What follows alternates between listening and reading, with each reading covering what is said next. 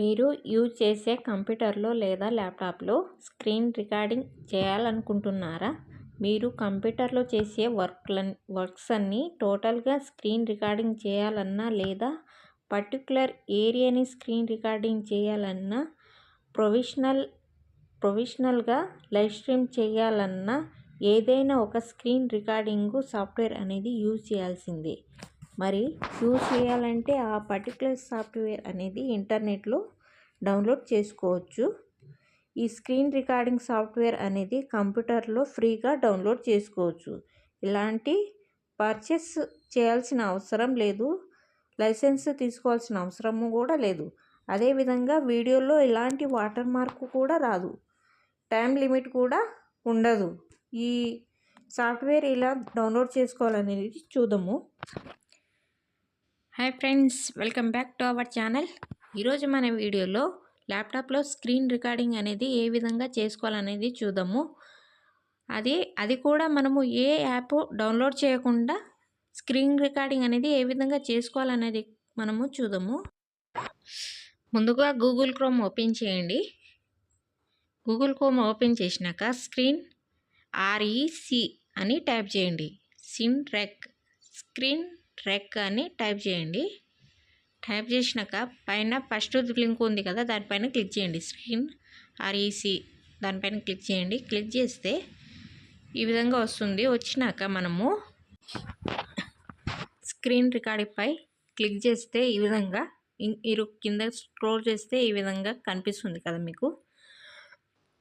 ఒకసారి పైన చేయండి. పైకి చేస్తే డౌన్లోడ్ ఫ్రీ అని ఉంది కదా, డౌన్లోడ్ ఫ్రీ పైన క్లిక్ చేయండి.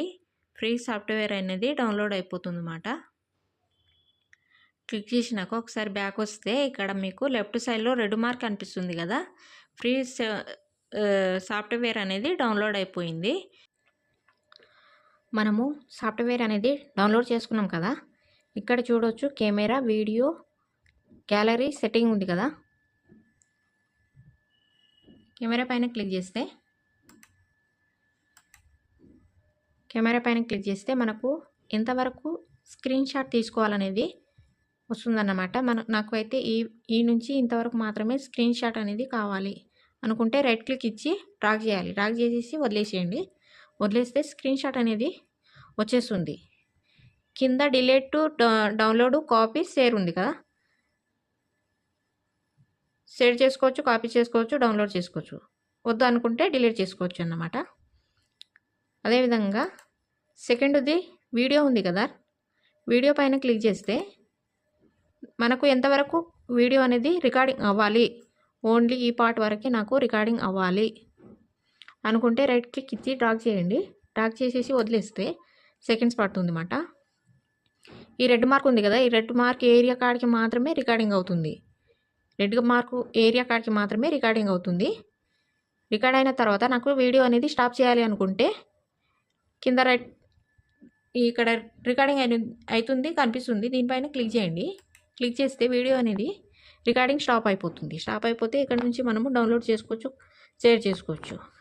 మరి మనము రికార్డింగ్ చేసింది ఎందులో దాగి ఉంటాయంటే కింద తాడుతుంది కదా గ్యాలరీ పైన క్లిక్ చేస్తే గ్యాలరీ మనం ఎన్ని వీడియోస్ రికార్డింగ్ చేసినాం అనేది ఇక్కడ మొత్తం ఉంటాయన్నమాట. ఇవన్నీ రికార్డ్ చేసిన వీడియోసే. ఈ వీడియో మీకు నచ్చినట్లయితే లైక్ అండ్ సబ్స్క్రైబ్ చేసుకోండి. పక్కనే ఉన్న బెల్ ఐకాన్ పైన క్లిక్ చేస్తే ఆల్ పైన క్లిక్ చేసుకోండి. Thank you watching.